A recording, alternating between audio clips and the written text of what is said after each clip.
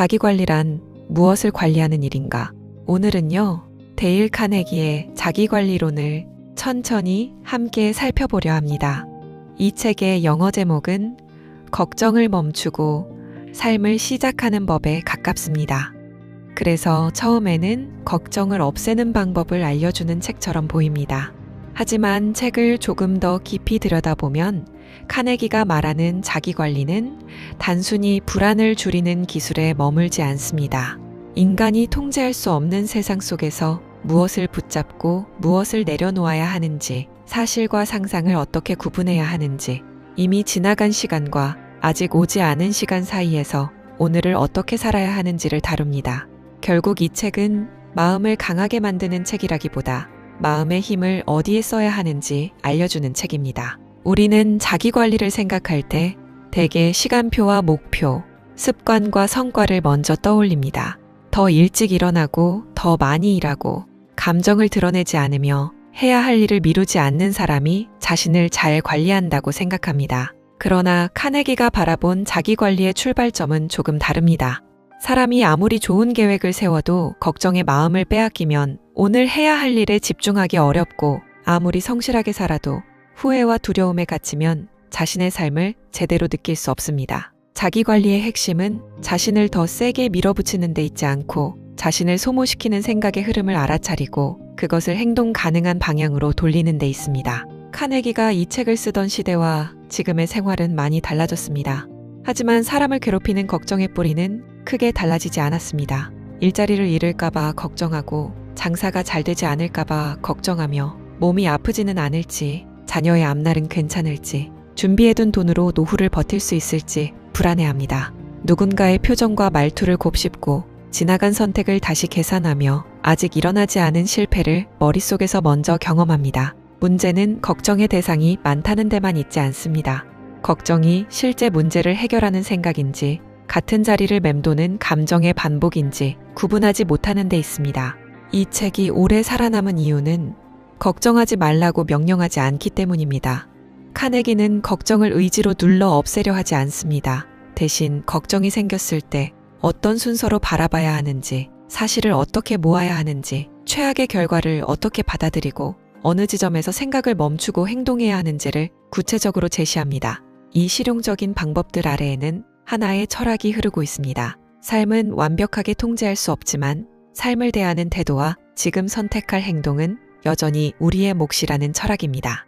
오늘 이야기는 책의 원래 목차를 차례대로 따라가는 방식이 아닙니다. 책에 흩어져 있는 핵심 원칙들을 걱정의 본질, 현재를 사는 법, 현실을 받아들이는 법, 문제를 분석하는 법, 후회와 비판에서 벗어나는 법, 피로와 돈 걱정을 다루는 법이라는 흐름으로 다시 묶어보려 합니다. 책의 내용을 요약하되 왜 그런 원칙이 필요한지 분석하고 그 안에 담긴 삶의 태도를 철학적으로 풀어보겠습니다. 이야기를 듣는 동안 모든 내용을 기억하려 애쓰지 않으셔도 됩니다. 마음에 남는 문장 하나만 있어도 충분합니다. 오늘 밤 해결할 수 없는 문제는 잠시 내려놓고 책이 건네는 생각을 천천히 따라가 보겠습니다. 1장 걱정은 미래를 준비하는 일이 아니라 오늘을 미리 소모하는 일입니다. 카네기 자기관리론의 첫 번째 핵심은 오늘이라는 하루 안에서 살아가라는 것입니다. 이 원칙은 너무 단순해서 처음에는 평범한 조언처럼 들립니다. 누구나 현재가 중요하다는 말을 알고 있고 지나간 일을 후회해도 소용없다는 사실도 압니다. 그런데도 사람들은 과거와 미래에서 가장 많은 시간을 보냅니다. 몸은 오늘을 살고 있지만 마음은 이미 끝난 장면으로 돌아가거나 아직 시작되지 않은 장면을 앞당겨 살아갑니다. 카네기는 바로 이 시간의 혼란이 걱정의 가장 근본적인 원인이라고 봅니다. 과거는 기억으로만 존재합니다. 과거의 사건 자체는 다시 일어나지 않지만 우리는 기억 속에서 같은 사건을 여러 번 반복합니다. 그때 왜 그렇게 말했을까? 조금만 더 참았더라면 어땠을까? 그 선택을 하지 않았더라면 지금은 달라졌을까 생각합니다. 미래는 예상으로만 존재합니다. 아직 일어나지 않은 일인데도 우리는 그 결과를 미리 정하고 실패했을 때의 감정까지 현재에서 먼저 겪습니다. 이렇게 과거의 후회와 미래의 두려움을 오늘 안으로 끌어오면 하루는 감당할 수 없는 무게로 가득 차게 됩니다. 사람은 평생을 한꺼번에 살아서 지치는 것이 아니라 평생의 무게를 오늘 하루에 모두 올려놓기 때문에 지칩니다. 카네기가 말하는 오늘의 삶은 내일을 생각하지 않는 무계획한 삶이 아닙니다. 미래를 준비하는 것과 미래를 걱정하는 것은 다릅니다. 준비에는 끝이 있습니다. 필요한 정보를 확인하고 돈을 조금 모으고 병원 예약을 하고 다음날 할 일을 정하면 준비는 잠시 멈춥니다. 그러나 걱정은 준비가 끝난 뒤에도 계속됩니다. 이미 할 수 있는 일을 했는데도 혹시 다른 일이 생기면 어떡할지 생각하고 같은 판단을 다시 검토하며 확실한 보장을 얻을 때까지 마음을 놓지 못합니다. 준비는 미래를 위해 오늘 행동하는 것이고 걱정은 미래를 두려워하느라 오늘 행동할 힘을 잃는 것입니다. 철학적으로 보면 오늘에 집중하라는 말은 인간의 한계를 인정하라는 뜻에 가깝습니다. 우리는 과거를 바꿀 수 없고 미래를 직접 만질 수도 없습니다. 실제로 손을 댈 수 있는 시간은 지금뿐입니다. 인간이 통제할 수 있는 범위는 생각보다 작습니다. 오늘 어떤 말을 할지, 무엇을 먹을지, 누구에게 연락할지, 한 시간을 어디에 사용할지 정도입니다. 그러나 이 작아 보이는 선택들이 쌓여 미래를 만듭니다. 미래를 가장 잘 준비하는 사람은 미래를 오래 걱정하는 사람이 아니라 오늘 할 수 있는 작은 일을 분명하게 하는 사람입니다. 많은 사람은 인생의 큰 방향을 한 번에 바꾸려고 합니다. 건강이 걱정되면 앞으로 평생 운동해야 한다는 부담을 느끼고 노후가 걱정되면 수십 년의 생활비를 한꺼번에 계산합니다. 관계를 회복하고 싶으면 앞으로 다시는 실수하지 않겠다는 완벽한 약속을 세웁니다. 하지만 인간의 마음은 너무 큰 시간 앞에서 쉽게 무력해집니다. 카네기의 원칙은 인생을 하루 단위로 나누어 감당 가능한 크기로 바꾸는 데 있습니다. 평생 건강해야 한다는 부담 대신 오늘 10분을 걷고 노후 전체를 해결하려 하기보다 오늘 지출 하나를 정리하며 관계 전체를 완벽하게 만들려 하기보다 오늘 한마디를 부드럽게 건네는 것입니다. 오늘에 집중한다는 말은 작은 삶을 살라는 뜻이 아닙니다. 오히려 큰 삶을 실제로 만들어가는 유일한 방법입니다. 집은 벽돌 한 장씩 쌓이고 길은 한 걸음씩 이어지며 인생은 하루씩 만들어집니다. 하루를 함부로 쓰는 사람은 어느 날 인생도 함부로 흘려보냈다는 사실을 발견하게 됩니다. 반대로 오늘을 소중히 다루는 사람은 평범한 하루를 통해 자신의 삶을 단단하게 만듭니다. 우리가 살아야 할 곳은 기억 속의 어제도 아니고 상상 속의 내일도 아닙니다. 오늘이라는 좁지만 분명한 공간입니다. 그러므로 걱정이 밀려올 때는 인생 전체를 붙잡으려 하지 말고 오늘의 범위를 확인해 보는 것이 좋습니다. 이 문제를 위해 오늘 할 수 있는 일이 있는지, 있다면 가장 작은 행동이 무엇인지 묻는 것입니다. 지금 할 수 있는 일이 없다면 생각을 멈추는 것 역시 오늘의 선택입니다. 내일의 문제를 해결할 힘은 오늘 밤의 걱정이 아니라 오늘 밤의 휴식에서 생기기 때문입니다. 카네기의 첫 번째 원칙은 단순합니다. 어제를 닫고 내일도 잠시 닫은 뒤 오늘의 문 안에서 살아가라는 것입니다. 이 장 최악을 받아들이면 두려움이 현실의 크기로 돌아옵니다. 카네기의 두 번째 핵심은 걱정하는 상황을 만났을 때 최악의 결과를 분명히 생각하고 필요하다면 그것을 받아들인 뒤 그보다 나은 결과를 만들기 위해 행동하라는 것입니다. 이 원칙은 얼핏 들으면 지나치게 부정적으로 느껴질 수 있습니다. 좋은 결과를 믿어야 할 때 왜 굳이 최악을 생각하느냐고 물을 수 있습니다. 그러나 카네기의 의도는 비관적인 상상을 키우는 데 있지 않습니다. 막연한 두려움에 구체적인 경계를 만들어주는 데 있습니다. 걱정은 형태가 없을 때 가장 커집니다.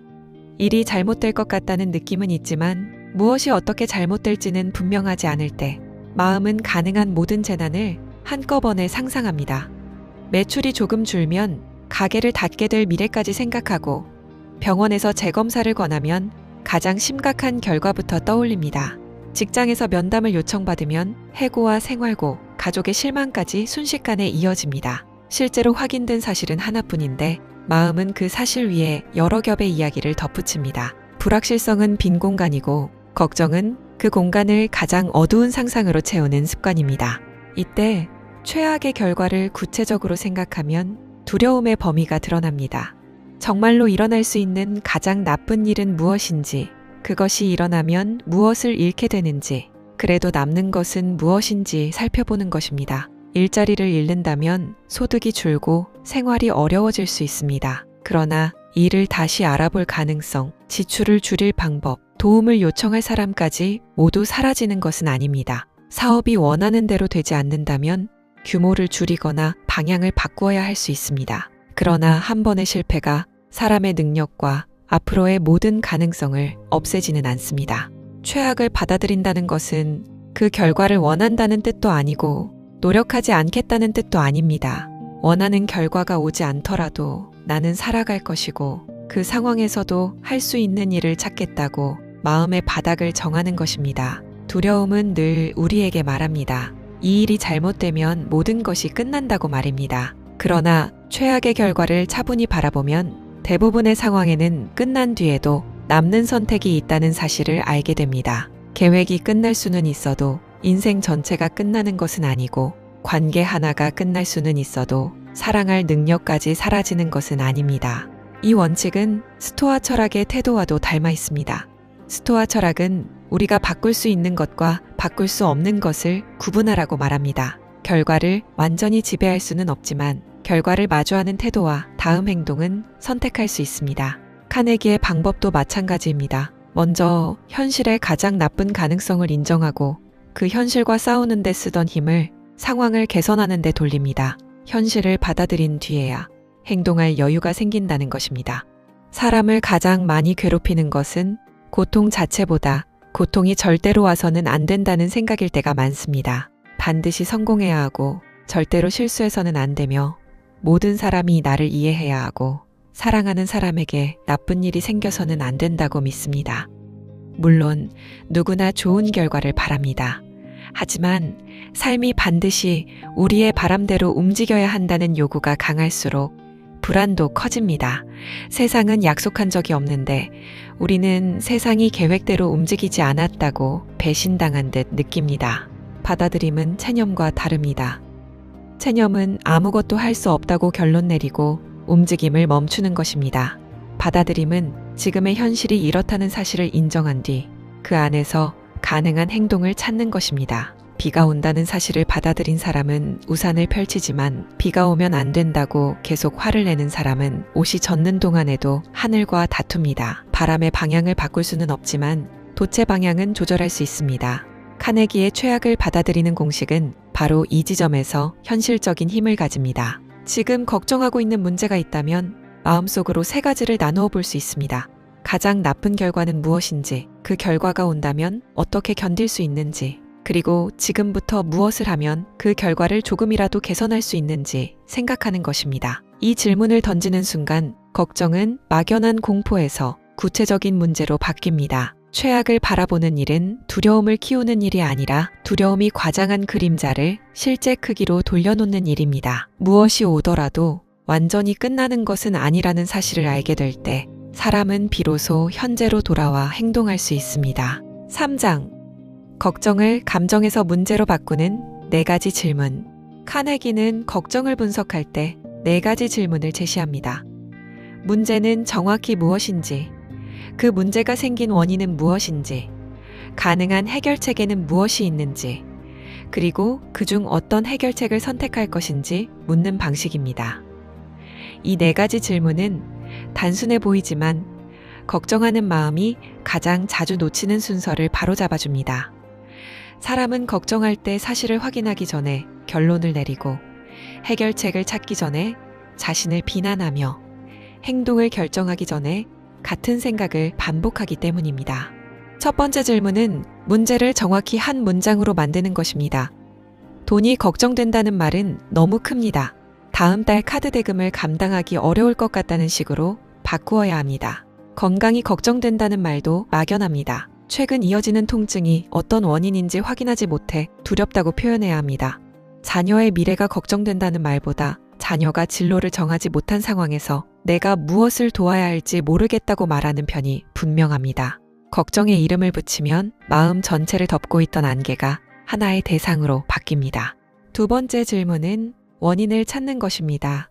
여기서 중요한 것은 원인을 찾는 것과 책임질 사람을 찾는 일을 구분하는 것입니다. 사람들은 문제가 생기면 누가 잘못했는지부터 생각합니다. 내가 부족해서, 상대가 이기적이어서, 세상이 불공평해서라고 결론 내립니다.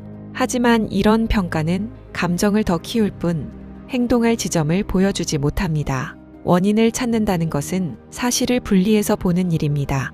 매출이 줄었다면 유동인구가 줄었는지, 가격과 상품 구성이 달라졌는지, 계절적 변화가 있었는지 살펴보는 것입니다. 관계가 멀어졌다면 대화가 줄었는지, 서로 지쳐 있었는지, 기대를 말하지 않은 채 알아주기만 바랐는지 확인하는 것입니다. 걱정은 사실보다 해석에서 더 자주 커집니다. 상대가 답장을 늦게 했다는 것은 사실이지만 나를 싫어한다는 것은 해석입니다. 한번 실수했다는 것은 사실이지만 나는 원래 아무것도 잘하지 못한다는 것은 평가입니다. 매출이 이번 달에 줄었다는 것은 사실이지만 곧 모든 것이 무너질 것이라는 생각은 예측입니다. 사실과 해석을 구분하지 못하면 한 부분의 어려움이 인생 전체에 대한 판결로 바뀝니다. 카네기의 분석법은 감정을 무시하라는 것이 아니라 감정이 사실을 대신하지 못하게 하라는 뜻입니다. 세 번째 질문은 가능한 해결책을 여러 개 찾는 것입니다. 걱정이 깊어지면 사람의 시야는 좁아집니다.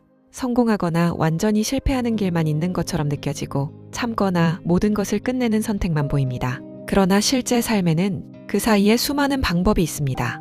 돈이 부족하다면 소득을 늘리는 방법만 있는 것이 아니라 고정비를 줄이고 납부 일정을 조정하고 불필요한 지출을 끊고 도움을 받을 제도를 찾는 방법도 있습니다. 일이 힘들다면 당장 그만두거나 무조건 견디는 것 사이에 업무를 조정하고 기술을 배우고 다른 일을 준비하는 시간이 있을 수 있습니다. 마지막 질문은 무엇을 선택하고 언제 행동할 것인지 정하는 것입니다.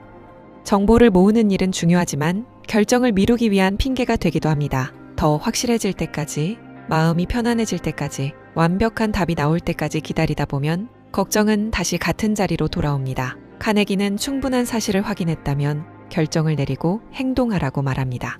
행동은 언제나 완벽한 결과를 보장하지 않지만 문제에 끌려다닌다는 무력감에서 벗어나게 합니다. 대부분의 사람은 마음이 안정되어야 행동할 수 있다고 생각합니다.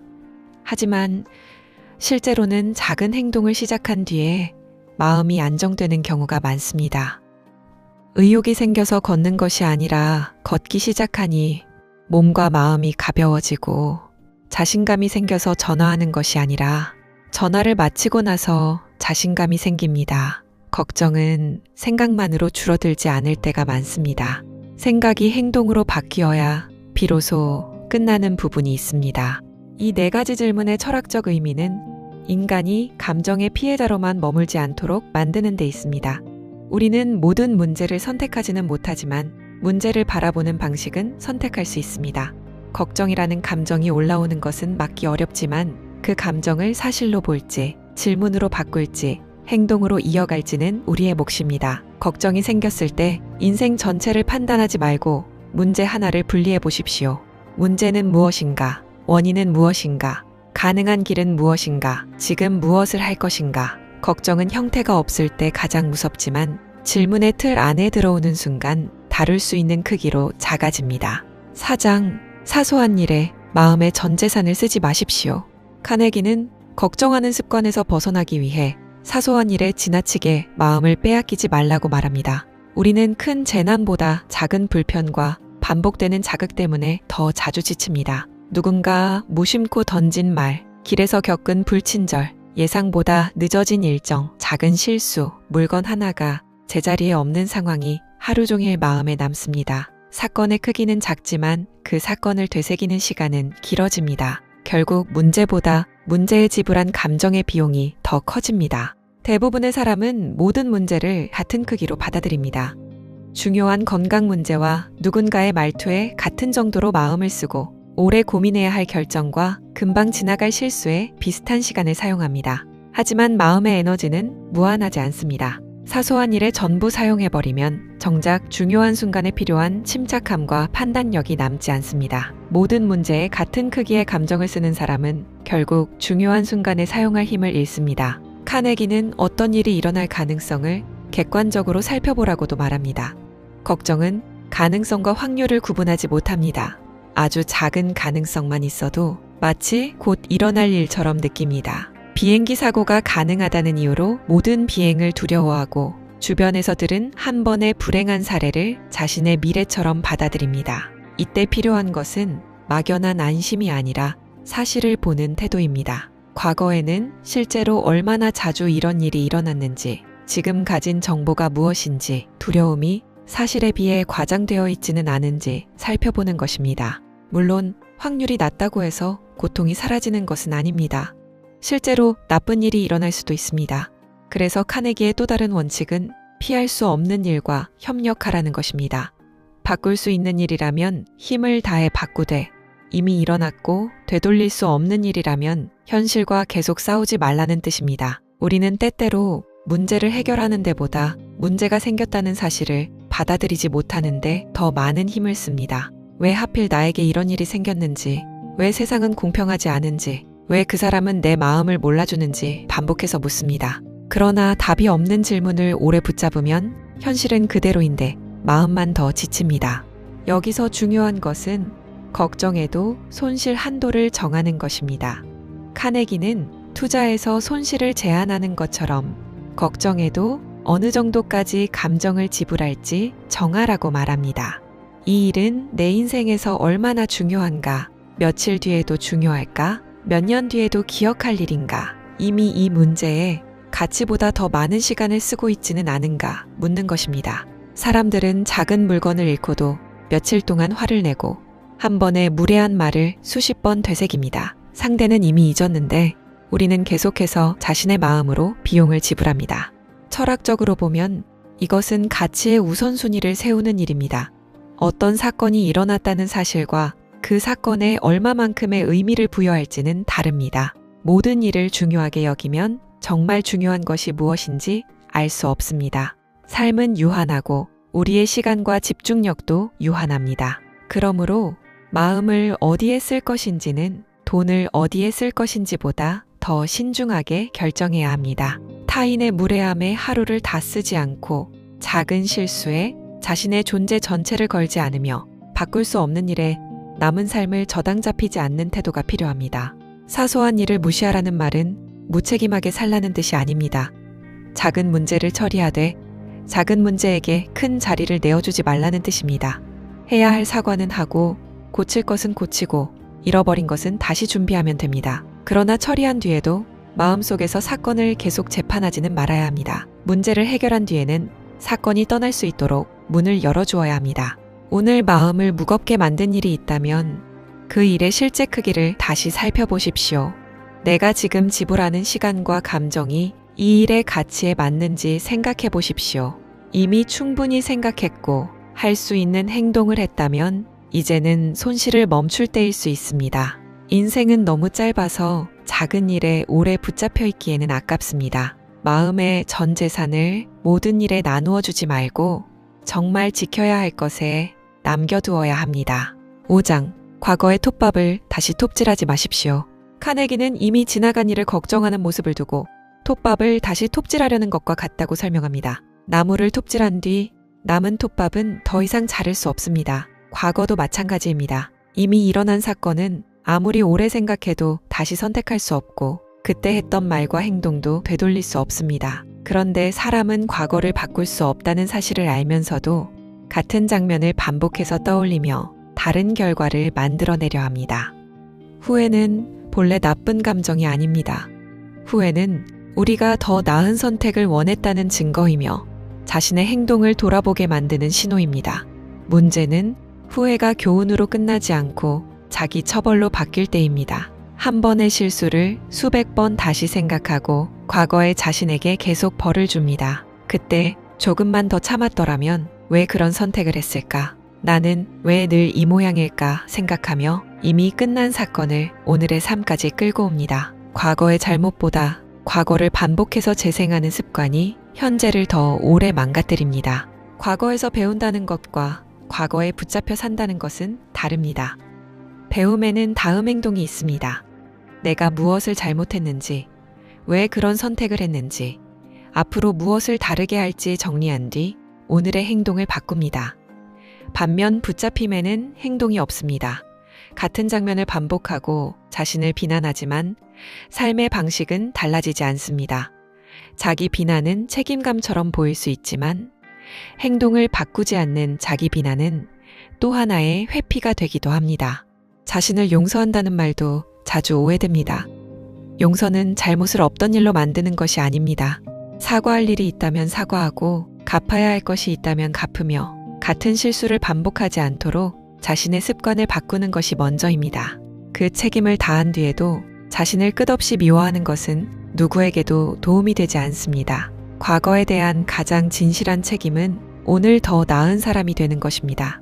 자신을 계속 괴롭히는 것이 아니라 잘못에서 배운 내용을 삶으로 보여주는 것입니다. 우리는 현재의 지식으로 과거의 자신을 판단하는 실수도 자주 합니다. 지금은 결과를 알고 있고 더 많은 경험을 가지고 있습니다. 하지만 그때의 나는 지금 알고 있는 것을 몰랐고 그때 가진 감정과 상황 안에서 선택했습니다. 이 사실이 모든 잘못을 정당화하지는 않습니다. 다만 과거의 자신을 이해하게 해줍니다. 이해해야 무엇을 바꾸어야 하는지 정확히 볼 수 있습니다. 자신을 미워하기만 하면 실수의 원인보다 자신이 나쁜 사람이라는 결론만 남습니다. 철학적으로 과거는 바꿀 수 없는 시간의 영역입니다. 그러나 과거의 의미는 바뀔 수 있습니다. 같은 실패도 어떤 사람에게는 평생 자신을 작게 만드는 상처가 되고 어떤 사람에게는 다시는 같은 길을 걷지 않게 만든 기준이 됩니다. 사건은 같지만 그 사건을 해석하고 사용하는 방식이 다릅니다. 우리는 과거의 사실을 바꿀 수 없지만 그 사실이 오늘의 나를 어떤 방향으로 움직이게 할지는 선택할 수 있습니다. 나이가 들수록 늦었다는 후회도 커집니다. 더 일찍 돈을 모았더라면, 젊을 때 몸을 돌봤더라면, 그때 공부했더라면, 좋은 사람에게 더 잘했더라면 생각합니다. 더 일찍 시작했으면 좋았을 일은 분명 많습니다. 하지만 가장 일찍 시작할 수 있었던 날은 지나갔고 두 번째로 일찍 시작할 수 있는 날은 오늘입니다. 늦었다는 생각은 과거를 설명해 줄 수는 있지만 오늘 시작하지 않을 이유가 되어서는 안 됩니다.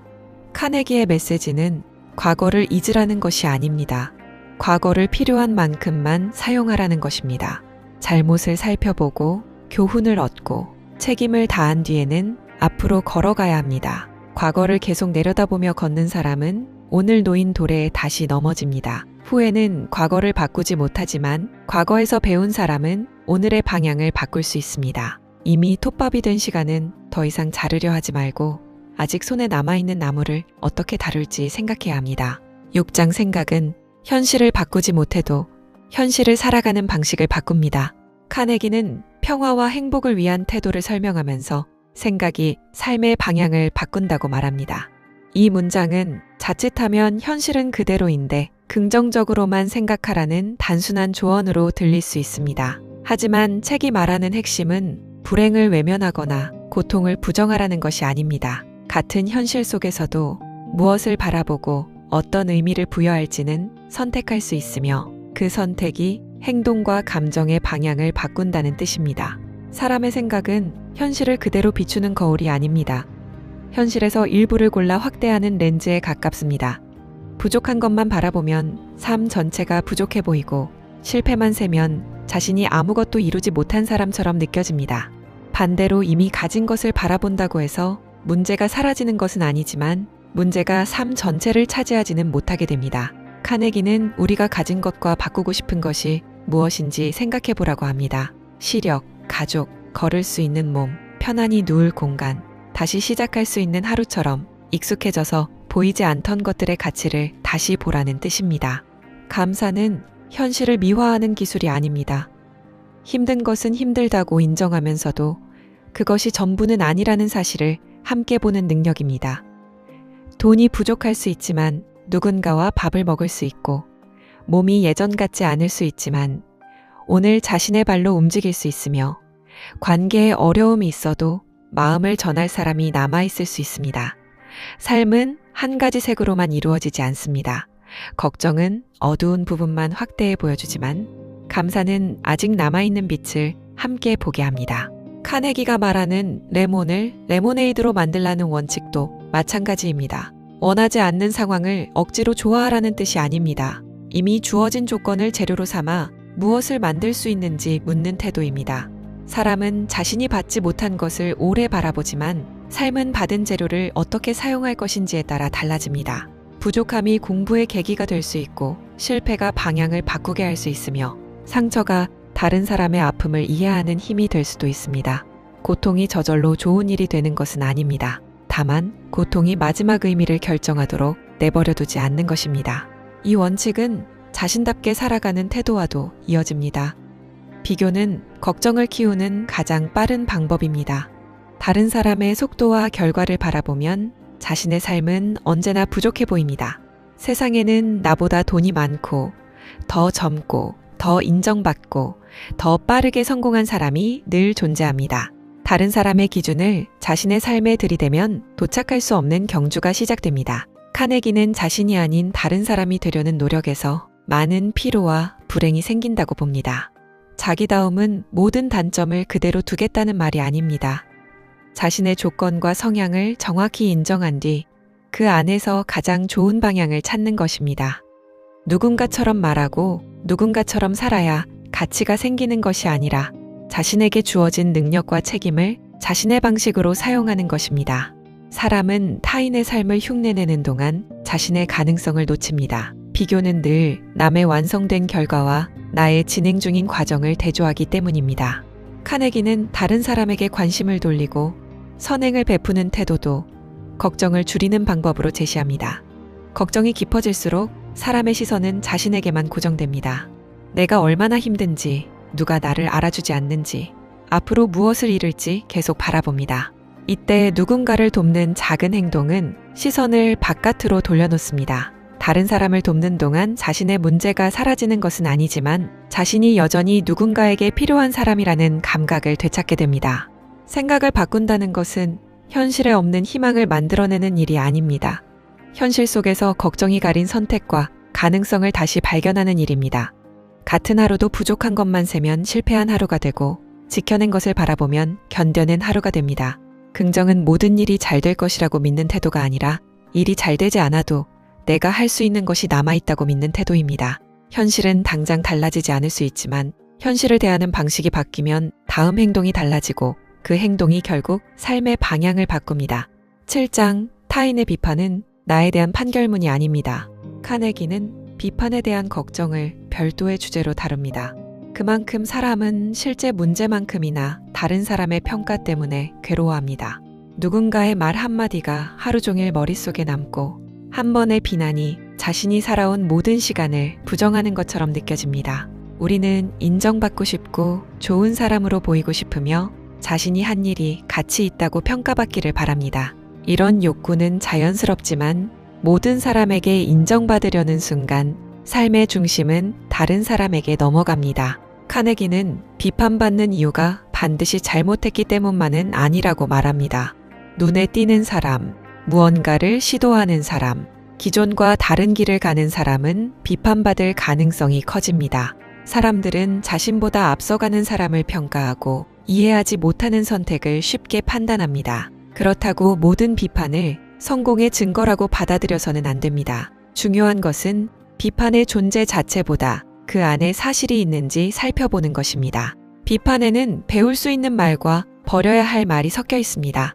사실을 근거로 구체적인 행동을 지적하고 개선 방향을 알려주는 비판은 불편에도 도움이 됩니다. 반면 감정적인 공격, 사람 전체를 깎아내리는 말, 상대를 통제하기 위한 비난은 오래 품고 있을 가치가 없습니다. 비판을 들었을 때는 그 말에 사실이 있는지, 내가 바꿀 수 있는 부분이 있는지, 이 말을 한 사람이 나의 성장을 바라는지 살펴볼 수 있습니다. 사실이 있다면 받아들이고 사실이 없다면 상대의 감정까지 내 마음에 보관할 필요는 없습니다.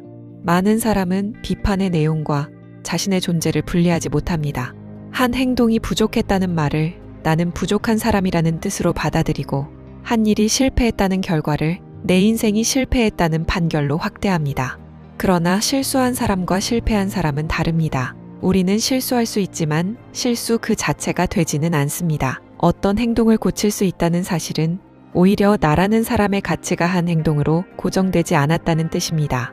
타인의 평가에 지나치게 흔들리는 사람은 자신의 인생의 운전대를 다른 사람에게 맡긴 사람과 같습니다. 칭찬을 받으면 속도를 내고 비난을 받으면 길을 잃습니다. 내 기분과 가치가 다른 사람의 입술에 달려있게 됩니다. 하지만 사람들의 평가는 각자의 경험과 기대, 기분을 통해 나온 해석입니다. 같은 행동도 어떤 사람은 용기라고 보고 어떤 사람은 무모함이라고 봅니다.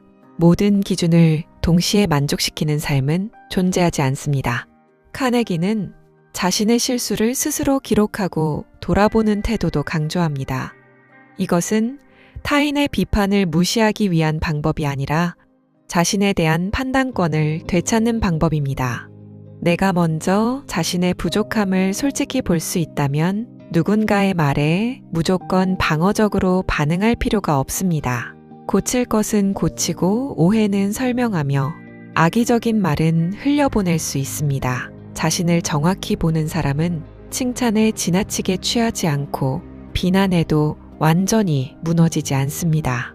철학적으로 타인의 판단과 자신의 가치는 같은 것이 아닙니다. 누군가 나를 알아주지 않는다고 내가 살아온 시간이 사라지는 것은 아니고 누군가 나를 부족하다고 말한다고 존재의 가치가 줄어드는 것도 아닙니다. 평가는 정보일 수 있지만 판결문은 아닙니다. 그것을 받아들일지 어디까지 사용할지 결정하는 사람은 나 자신입니다. 오늘 누군가의 말이 마음에 남아있다면 그 말을 다시 살펴보십시오. 고쳐야 할 사실이 있다면 조용히 고치면 됩니다. 그러나 이미 배울 것을 배웠다면 나머지 상처까지 계속 반복해서 만들 필요는 없습니다. 상대는 한 번 말했지만 우리는 마음속에서 그 말을 수십 번 재생합니다. 상대가 던진 돌을 계속 품고 다니면 무게를 감당하는 사람은 결국 자신입니다. 타인의 말에 귀를 기울이되 자신의 하루 전체를 맡기지는 말아야 합니다. 8장. 피로한 마음은 세상을 실제보다 더 어둡게 봅니다. 카네기 자기관리론은 걱정을 생각의 문제로만 다루지 않습니다. 피로와 휴식, 일하는 습관, 불면에 관한 내용을 길게 다룹니다. 이것은 매우 중요한 관점입니다. 우리는 마음이 힘들 때 삶의 의미와 성격, 의지의 문제부터 생각하지만 실제로는 몸이 너무 지쳐서 작은 일도 감당하기 어려운 경우가 많습니다. 피로는 걱정을 만들기도 하고 이미 있는 걱정을 훨씬 크게 느끼게도 합니다. 하루 종일 일한 밤에는 평소라면 넘길 수 있는 말이 차갑게 들리고 사소한 실수가 큰 실패처럼 느껴집니다. 잠이 부족하면 미래를 더 비관적으로 바라보고 문제를 해결할 능력이 없는 것처럼 생각하기 쉽습니다. 피곤한 마음에는 작은 파도도 큰 폭풍처럼 보입니다. 감정을 다스리지 못하는 사람은 바람 부는 날의 종이배처럼 작은 말과 작은 사건에도 쉽게 방향을 잃습니다. 그러나 그 사람이 본래 약해서가 아니라 너무 오래 쉬지 못해서일 수 있습니다. 카네기는 피곤해진 뒤에 쉬기보다 피곤해지기 전에 쉬라고 말합니다. 휴식은 모든 일을 끝낸 사람에게 주어지는 보상이 아니라 일을 지속하기 위한 조건입니다. 많은 사람은 할 일이 남아있으면 쉬어서는 안 된다고 생각합니다. 가족을 위해 일해야 하고 생활비를 벌어야 하며 해결해야 할 문제가 있으니 잠을 줄이고 몸을 몰아붙입니다. 하지만 무뎌진 톱날로 계속 나무를 자르면 시간은 더 오래 걸리고 몸은 더 빨리 지칩니다. 잠시 멈추어 톱날을 가는 시간이 오히려 일을 빠르게 끝내게 합니다. 좋은 업무 습관도 걱정을 줄입니다. 지금 처리할 일과 관계없는 것을 눈앞에서 치우고 중요한 순서대로 하나씩 처리하며 결정에 필요한 사실이 충분하다면 결정을 계속 미루지 않는 것입니다. 동시에 여러 일을 붙잡고 있으면 실제 업무량보다 미완성된 일들이 주는 압박 때문에 더 지칩니다. 책상 위에 쌓인 서류뿐 아니라 마음속에 쌓인 미결정도 피로를 만듭니다. 해야 할 일을 적고 순서를 정하며 지금 할 수 없는 일은 보이지 않는 곳에 잠시 내려두는 습관이 필요합니다. 권태도 피로를 키웁니다. 사람은 힘든 일만 해서 지치는 것이 아니라 의미를 느끼지 못하는 일을 반복할 때 더 쉽게 지칩니다. 같은 일을 하더라도 자신이 왜 하는지, 누구에게 도움이 되는지, 더 나은 방법은 없는지 생각하면 태도가 달라질 수 있습니다. 모든 사람이 원하는 직업을 당장 선택할 수는 없습니다. 그러나 지금 하는 일에서 작은 목표와 의미를 만드는 것은 가능합니다. 단순한 반복 속에서도 더 정확하게, 더 친절하게, 더 더 효율적으로 해보려는 태도는 일에 대한 무력감을 줄여줍니다. 불면에 대한 걱정도 카네기가 다루는 중요한 주제입니다. 잠을 자지 못하는 것보다 잠을 자지 못하면 큰일 난다는 걱정이 사람을 더 긴장시킵니다. 침대에 누워 몇 시간을 남았는지 계산하고 내일 망가질 하루를 미리 상상하면 몸은 더욱 깨어납니다. 잠은 억지로 붙잡으려 할수록 멀어지는 경우가 많습니다. 잠이 오지 않더라도 몸을 쉬게 하고 있다는 사실을 받아들이며 내일의 일을 지금 해결하려 하지 않는 태도가 필요합니다. 특히 밤에는 인생의 중요한 결론을 내리지 않는 것이 좋습니다. 피곤한 뇌는 위험을 크게 보고 가능성을 작게 봅니다. 밤에 떠오르는 나는 실패한 것 같다. 앞으로 나아질 일이 없을 것 같다. 아무도 나를 이해하지 못한다는 생각을 모두 진실로 받아들일 필요는 없습니다. 그것은 인생에 대한 정확한 판결이 아니라 지친 몸이 보내는 신호일 수 있습니다. 때로는 삶을 고치기 전에 먼저 잠을 자야 합니다. 자기관리란 몸을 무시하고 정신력으로 버티는 일이 아닙니다. 몸이 마음을 지탱한다는 사실을 인정하는 것입니다. 잘 쉬는 사람은 문제를 외면하는 사람이 아니라 문제를 해결할 자신을 보호하는 사람입니다. 오늘 해결하지 못한 일은 메모 속에 남겨두고 이 밤에는 몸의 긴장을 조금씩 풀어도 괜찮습니다. 내일의 판단력을 위해 오늘의 휴식을 지키는 건 역시 중요한 자기관리입니다. 9장, 돈 걱정은 숫자보다 막연함에서 더 커집니다. 카네기는 많은 걱정이 돈과 연결되어 있다고 말합니다. 돈은 단순한 숫자가 아니라 안전, 가족, 미래, 자존심과 연결되어 있기 때문입니다. 생활비가 부족하면 선택의 폭이 줄고 갑작스러운 지출이 생기면 삶 전체가 흔들리는 듯 느껴집니다. 특히 책임져야 할 가족이 있거나 노후가 가까워질수록 돈 걱정은 현실적인 무게를 가집니다. 그러므로 돈 걱정을 단순히 마음가짐으로 해결하려 해서는 안 됩니다. 카네기는 먼저 정확한 사실을 기록하고 자신의 상황에 맞는 예산을 세우라고 말합니다. 돈 걱정이 커질수록 사람들은 오히려 숫자를 확인하기 싫어합니다. 통장 잔액과 카드 사용액을 보지 않고 정확히 얼마가 부족한지도 모른 채 큰일 났다고 느낍니다. 그러나 숫자가 보이지 않을수록 상상은 더 나쁜 결과를 만듭니다. 막연한 불안은 크지만 무엇을 줄이고 무엇을 준비해야 하는지는 알 수 없습니다. 돈에 관한 걱정을 줄이는 첫걸음은 현실을 있는 그대로 보는 것입니다. 들어오는 돈, 반드시 나가는 돈, 줄일 수 있는 돈, 갚아야 할 돈을 적는 순간 불안은 하나의 계획으로 바뀔 수 있습니다. 예산은 자신을 옥죄는 규칙이 아니라 선택의 우선순위를 보여주는 지도입니다. 모든 지출을 무조건 줄이는 것이 목적이 아닙니다. 무엇이 꼭 필요하고 무엇이 순간적인 감정 때문에 반복되는지 구분하는 것입니다. 돈을 사용할 때 이 지출이 내 삶에 무엇을 남기는지 생각할 수 있습니다. 건강을 지켜주는지, 시간을 절약해주는지, 가족과 좋은 기억을 만드는지, 아니면 잠깐의 허전함을 가렸다가 더 큰 후회만 남기는지 살펴보는 것입니다. 카네기는 소득이 늘었다고 생활 수준을 무조건 함께 올리지 말라고도 조언합니다. 사람은 수입이 늘면 곧 그 수준에 익숙해지고 더 많은 지출을 유지해야 한다는 압박을 느낍니다. 결국 돈이 늘어도 걱정은 줄지 않습니다. 중요한 것은 얼마나 많이 버느냐만이 아니라 자신이 감당할 수 있는 범위 안에서 생활을 설계하는 능력입니다. 작은 금액이라도 꾸준히 남기는 습관은 단순한 저축 이상의 의미를 가집니다. 미래를 완벽하게 통제할 수는 없어도 아무 준비 없이 기다리고 있지는 않다는 감각을 줍니다. 그렇다고 현재의 모든 기쁨을 포기해야 하는 것은 아닙니다. 미래만을 위해 오늘을 전부 희생하면 돈은 모을 수 있어도 삶은 메말라질 수 있습니다. 지나친 소비와 지나친 절약은 방향은 다르지만 모두 돈이 삶 전체를 지배하게 만든다는 점에서 닮아 있습니다.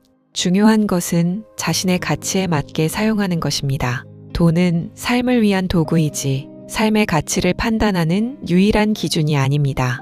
돈 걱정은 비교에서 더욱 커집니다. 다른 사람의 집과 자동차, 여행과 투자 수익을 바라보면 자신의 삶은 쉽게 부족해 보입니다. 그러나 우리는 다른 사람의 결과만 볼 뿐 그 과정과 빚, 감당해야 하는 책임은 알지 못합니다. 출발점과 조건이 다른 사람의 속도를 자신의 기준으로 삼으면 끝없는 부족함 속에 살게 됩니다. 비교에는 도착점이 없습니다. 나보다 많이 가진 사람은 언제나 존재하기 때문입니다. 철학적으로 돈 문제는 통제와 불확실성의 문제입니다. 우리는 미래에 얼마가 필요할지 정확히 알 수 없고 물가와 건강, 가족의 상황도 모두 통제할 수 없습니다. 하지만 오늘의 지출을 기록하고 불필요한 빚을 줄이며 가능한 범위에서 준비하는 일은 선택할 수 있습니다. 건강을 지키고 새로운 기술을 배우며 사람들과 신뢰를 쌓는 건 역시 통장에는 바로 나타나지 않지만 미래를 지탱하는 자산입니다. 오늘 밤 돈 걱정이 있다면 인생 전체의 숫자를 한꺼번에 해결하려 하지 않아도 됩니다. 내일 확인할 금액 하나, 줄여볼 지출 하나, 상담하거나 알아볼 방법 하나만 정해두면 됩니다. 돈 문제도 하루씩 다루어야 합니다. 막연한 두려움 속에서는 모든 길이 막혀 보이지만 숫자를 정확히 보는 순간 작은 선택지가 나타납니다. 걱정을 줄이는 것은 돈이 충분해진 뒤에만 가능한 일이 아니라 돈을 바라보는 방식이 막연함에서 계획으로 바뀔 때부터 시작됩니다. 10장 자기관리란 흔들리지 않는 것이 아니라 다시 돌아오는 힘입니다. 이제 카네기 자기관리론의 여러 원칙을 하나로 묶어볼 수 있습니다. 오늘이라는 하루 안에서 살고 최악의 결과를 받아들이며 사실을 모아 문제를 분석하고 사소한 일에는 감정의 한도를 정합니다. 과거의 톱밥을 다시 자르지 않고 가진 것을 바라보며 타인의 비판에서 필요한 부분만 받아들입니다. 피로해지기 전에 쉬고 돈 걱정을 막연한 두려움이 아니라 구체적인 숫자로 바꿉니다. 이 원칙들은 서로 다른 기술처럼 보이지만 모두 하나의 방향을 향합니다. 통제할 수 없는 삶 속에서 통제할 수 있는 자신의 태도와 행동을 잃지 않는 것입니다. 자기관리라는 말에는 자신을 완벽하게 통제해야 한다는 느낌이 들어 있습니다.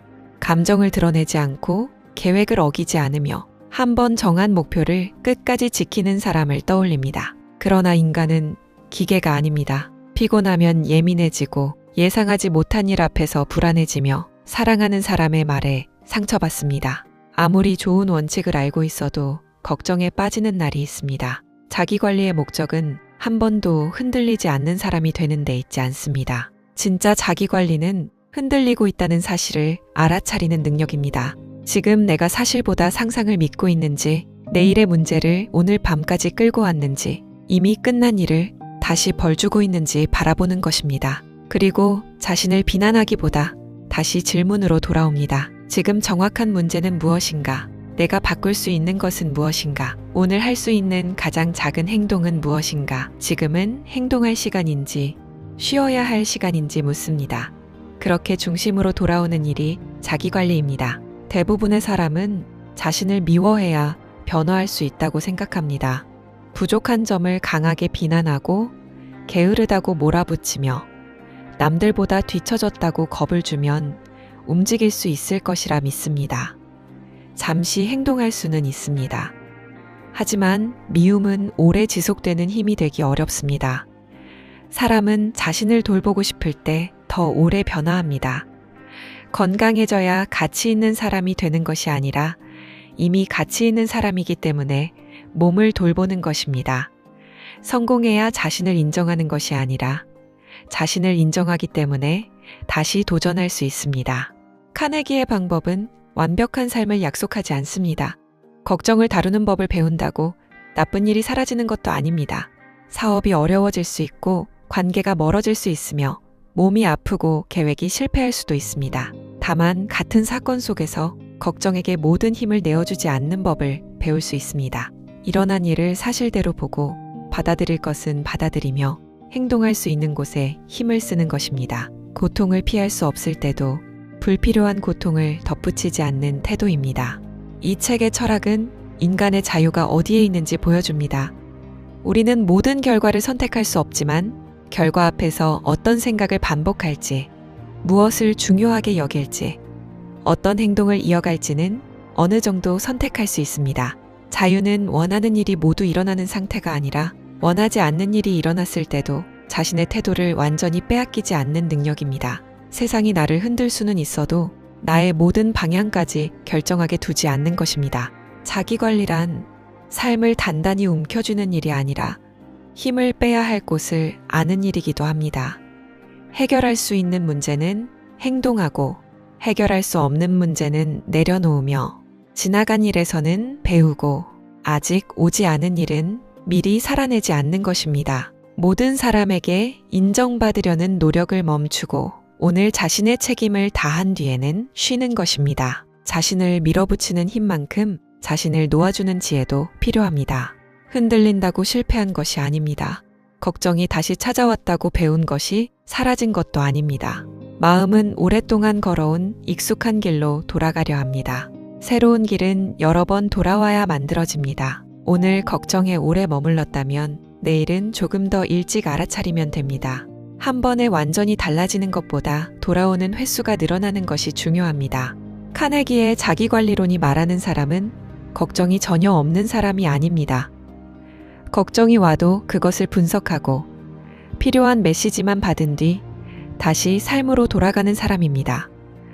두려움이 있어도 해야 할 일을 하고 피곤하면 쉬며 상처받아도 자신의 가치를 잊지 않는 사람입니다.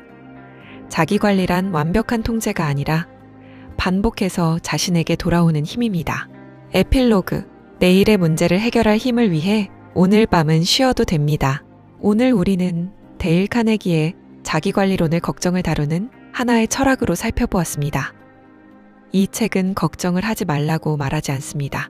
걱정이 생겼을 때 그것을 어디까지 믿어야 하는지, 어떻게 사실과 상상을 나누고 언제 생각을 행동으로 바꾸며 어느 지점에서 멈춰야 하는지를 알려줍니다. 걱정은 우리를 보호하려는 마음에서 시작될 수 있지만 행동으로 이어지지 않은 채 반복되면 오늘의 힘을 빼앗습니다. 카네기의 첫 번째 가르침은 오늘이라는 시간 안에서 살아가라는 것이었습니다.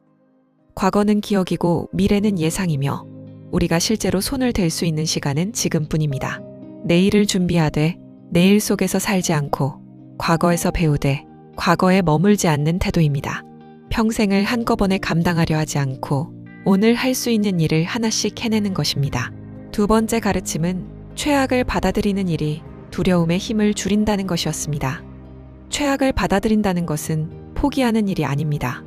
원하는 결과가 오지 않아도 나는 계속 살아갈 것이고 그 상황에서 다시 할 수 있는 일을 찾겠다고 마음의 바닥을 정하는 것입니다. 두려움이 모든 것이 끝난다고 협박할 때 끝난 뒤에도 남는 선택을 바라보는 일입니다. 세 번째 가르침은 걱정을 질문으로 바꾸는 것이었습니다. 정확한 문제는 무엇인지, 원인은 무엇인지, 가능한 해결책은 무엇인지, 지금 무엇을 선택할 것인지 묻습니다. 이 질문은 마음속 안개를 걷어내고 행동할 수 있는 길을 보여줍니다. 사실을 보고 결정을 내렸다면 같은 생각을 계속 반복하지 않고 움직이는 것이 필요합니다. 우리는 사소한 일에 마음의 전 재산을 쓰지 않는 법도 살펴보았습니다. 모든 문제에 같은 크기의 감정을 지불하지 않고 사건의 실제 중요도에 맞게 시간과 마음을 사용하는 것입니다. 피할 수 없는 일과 계속 싸우지 않고 이미 충분히 비용을 지불한 걱정에는 손실 한도를 정합니다. 인생은 유한하기 때문에 무엇을 오래 바라볼지 선택해야 합니다. 과거의 톱밥을 다시 자르지 않는 법도 이야기했습니다. 후회에서 교훈을 얻고 책임질 것은 책임지되 자신을 끝없이 처벌하지 않는 것입니다. 과거의 사실은 바꿀 수 없지만 그 과거가 오늘을 어떤 방향으로 움직이게 할지는 선택할 수 있습니다. 늦었다는 후회를 오늘의 시작으로 바꾸는 순간 과거는 더 이상 발목만 잡는 시간이 아닙니다.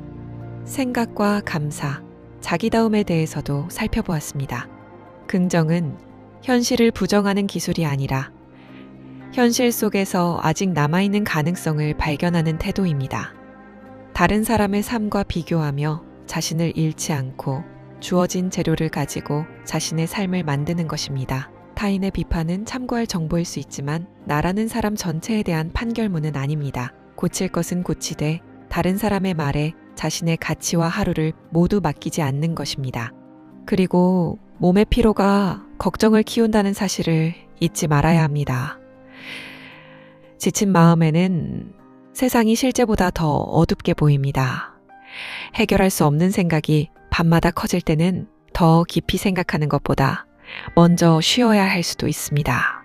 휴식은 책임을 피하는 시간이 아니라 책임을 감당할 자신을 지키는 시간입니다. 돈 걱정도 마찬가지입니다. 막연히 두려워하기보다 숫자를 확인하고 오늘 바꿀 수 있는 작은 행동으로 옮길 때 걱정은 계획으로 바뀝니다. 어쩌면 이 모든 이야기를 듣고도 마음속 걱정은 그대로 남아있을 수 있습니다. 괜찮습니다. 마음은 스위치처럼 한순간에 꺼지지 않습니다. 오랫동안 붙잡아온 생각은 천천히 느슨해집니다. 중요한 것은 걱정이 다시 오지 않는 사람이 되는 것이 아니라 걱정이 와도 그 생각과 함께 끝까지 끌려가지 않는 사람이 되는 것입니다. 지금 마음에 남아있는 문제가 있다면 오늘 밤 당장 해결할 수 있는지 조용히 물어보십시오.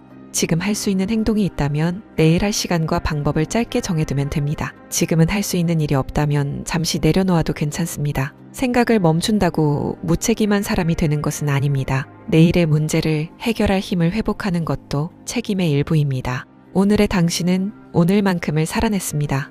잘한 일도 있고 아쉬운 일도 있으며 아직 끝내지 못한 일도 있을 것입니다. 그러나 완벽하지 않았다는 이유로 오늘 전체가 실패한 것은 아닙니다. 피곤한 몸으로 해야 할 일을 했고 말하지 못한 걱정을 안고도 하루를 지나왔으며 지금 이 시간까지 버텨냈습니다. 그 사실을 조금은 인정해 주어도 좋습니다. 이제 어제의 문을 닫고 내일의 문도 잠시 닫아보겠습니다. 내일의 나는 오늘의 나보다 하루를 더 경험한 사람입니다. 지금 모든 답을 마련해두지 않아도 필요한 순간이 오면 다시 방법을 찾을 것입니다. 살아오면서 그랬던 것처럼 말입니다. 어깨에 들어간 힘을 천천히 풀어봅니다. 턱과 이마의 긴장도 조금 내려놓습니다. 숨을 천천히 들이마시고 조금 더 길게 내쉬어 봅니다. 생각이 떠오르면 억지로 몰아내지 않아도 됩니다. 그 생각은 내일 다시 살펴보겠다고 조용히 말해도 좋습니다. 지금은 해결의 시간이 아니라 회복의 시간입니다. 걱정은 내일의 슬픔을 미리 줄여주지 않습니다. 다만 오늘 살아갈 힘을 먼저 가져갈 뿐입니다. 오늘 할 수 있는 만큼 했다면 남은 일은 내일의 나에게 맡겨도 괜찮습니다. 자기관리란 모든 것을 붙잡는 일이 아니라 이제 놓아도 되는 것을 알아보는 일이기도 합니다. 오늘도 참 수고 많으셨습니다. 남아있는 걱정은 잠시 그 자리에 두고 편안히 쉬십시오. 내일은 내일의 빛 속에서 다시 바라보면 됩니다. 오늘 밤은 아무것도 증명하지 않아도 괜찮습니다. 그저 몸과 마음이 천천히 쉬어갈 수 있도록 놓아두십시오.